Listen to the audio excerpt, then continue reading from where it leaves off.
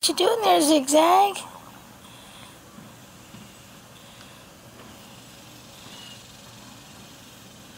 She says, I'm lounging and sunbathing.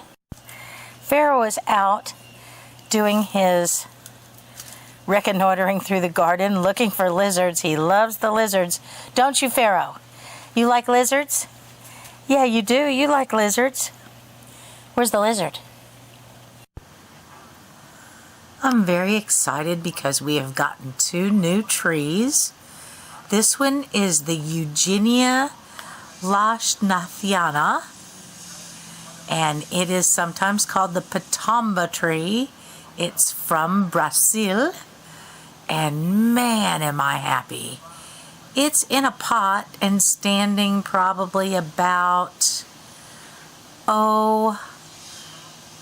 close to 6 feet tall in the pot, but the pot's almost 2 feet tall, so it's very small, but it had fruit on it when we bought it, and we've eaten over a dozen pieces of fruit already, and it is now covered in blossoms again.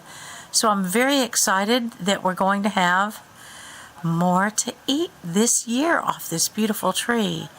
It is in the same family as the Jacatacaba, the myrtle family, and you can see it has a mottled bark on the tree, and it will probably peel just like the Jacatacaba does as well. I'm very excited about this. It's lovely. And also, we have purchased an Australian finger lime. This is a very slow growing lime tree native to Australia, and the reason it's called a finger lime is the fruit is not round, it's in the shape of a finger, and you cut it open and little caviar-like eggs called vesicles are what you eat. I'm very excited because this thing had about a dozen blossoms on it a couple of weeks ago, and the fruit is starting to grow. So, you ready to do a taste test for everybody on our new Patamba tree? Is it Patamba or Patomba? Patamba. You say Patamba, I say Patomba. Anyway, this is the fruit. Now about the size of a big grape. It has a wonderful smell. The smell is like mango and apricot and pineapple all kind of mixed up, and then sort of a floral hint to it. It's really, they smell delicious, and they taste juicy. Really juicy. It's got a seed in it. Just one? Just one.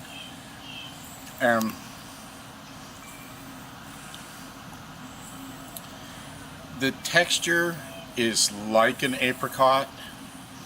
Even the skin in the meat has the texture of like an apricot, but it's got apricot and almost like it smells pineapple and mango. It's actually one of the most wonderful tasting fruits I've ever had. So we're hoping that the seeds will germinate and we'll get a lot more of them, because this tree has had already maybe 25 fruits on it since we bought it. That many? I thought it was more like 12. No, it's more than, it's at least 20. And we've got at least another dozen flowers on it. And I think, well, no, all the little green ones have already grown and turned orange. They mature very, very fast. I mean, in days. So hopefully this will be as prolific as the strawberry tree. Almost the same kind of flower. I almost forgot that the same day that we bought the Patamba and the finger lime, we also bought an ever-bearing mulberry that is covered with fruit. So let me do a close-up for you.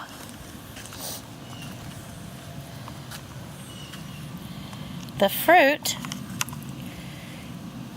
is actually starting to get color on it. So hopefully we're going to taste test our mulberry very soon.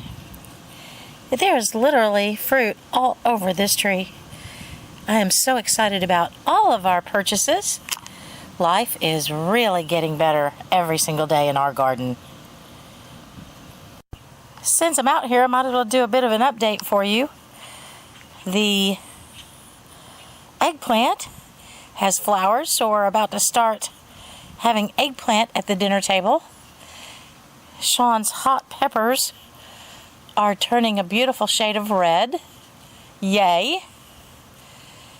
The snowberry tomatoes have tomatoes, little clusters starting to ripen. This is amazing. This is one of my favorite little tomatoes. It's so hard to grow tomatoes here in our hot Texas weather. So this is exciting that the little cherry tomatoes are loving life. So I'm going to back up a little so you can see the black sesame plants are taller than I am now with their beautiful bell flowers, and the seed pods started when the plants were about a foot tall, and they're now over 5 feet tall, most of them, except the ones that are growing at nice beautiful angles. But there are 6 plants here and all of them have seed pods. That's exciting news. We actually even taste tested the sweet potato leaves with dinner the other day, and they were delicious. And we've harvested one of the new buckets of potatoes already. The Roselle hibiscus is going gangbusters. No surprise there, they grow really well in our heat. And this is my first year to do the cranberry hibiscus, the false roselle. So it is just absolutely beautiful. It looks like fall leaves on the northeast corridor of the United States. Just beautiful, this, and tasty in a salad. Yummy. My first experiment with tree lettuce, and it's unbelievably tall. This is supposed to be a fall crop here in Texas, but I didn't realize that when I started the seeds. So it's interesting. There are 2 plants, and they're both growing really well. And the sunflowers are getting taller than me. I planted some squash that were surprise seeds that came in the mail. It's a white bush squash, so we'll see how that works.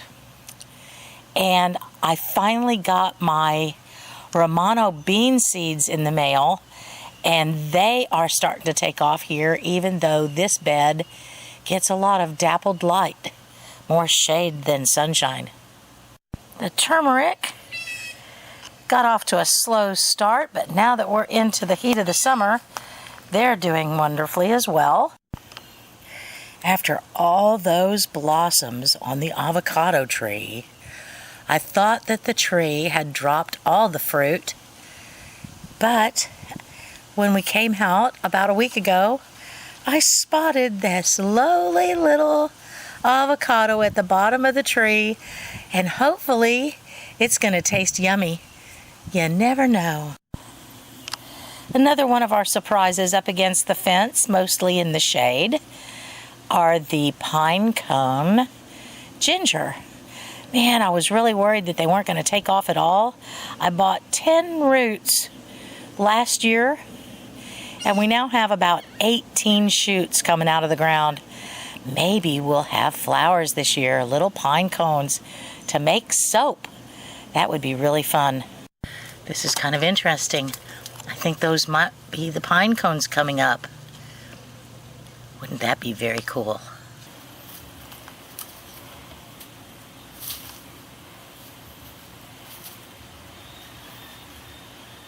You just like being with Mommy out in the garden. It is just one surprise after another in the garden this year. A new bunch of bananas coming. In the shade, the orchids are starting to bloom, and the bromeliad as well. I'm going to come close. That is so lovely. So we've brought the miracle fruit outdoors and given it some good food, so we've got a flush of new leaves and we've got little berries starting to form. This is really going to be a great summer. Check out the berries. Where's the lizard?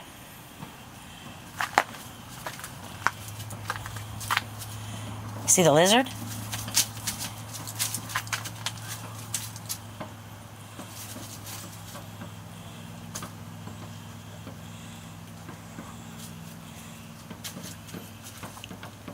It's a good critter. He never really catches them. He just likes to chase them. So let's come back here into the, what I'm calling the South 40, because this fence line's at least 40 feet long.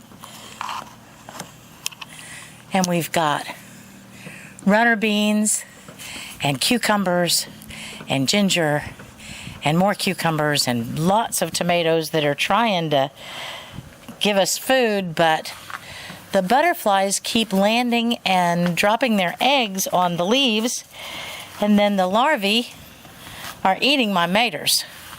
I don't mind sharing. I just wish that they would not ruin them all. We're going to see how that goes. The Juliet is giving us these grape tomatoes. And speaking of the butterflies, they're everywhere. It's a mating ritual. So here's one of the Puna Kira cucumbers from India. They're pretty tasty. I'm really enjoying eating these. And we've got a cucuzza squash, an Italian cucuzza squash, and they're starting to finally give us some blossoms. I hope they pollinate and give us some wonderful fruit. The baby corn is establishing its silk. This is an interesting cluster of blossoms. We'll see what that brings. And you can see the little white wonder cucumbers.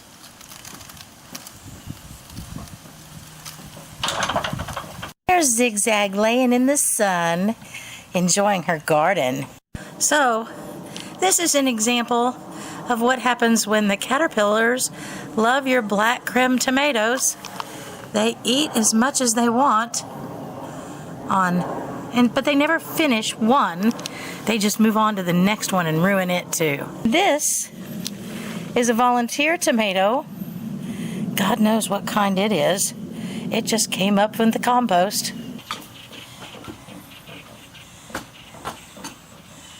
Oh, ZigZag, you're such a pretty girl. So the blackberries are loving life against this fence in a very big way. And we've got more blackberry flowers. Oh my gosh, this is great. It's just non-stop blackberries. Yay! Here's some that are ripening down here. Is this one ready? No. Almost ready. There must be a cluster of 8 blackberries on that one stem.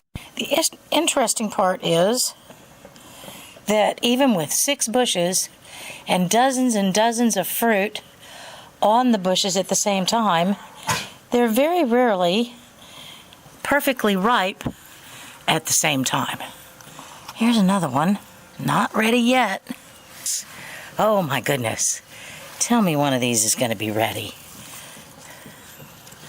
Almost. Almost.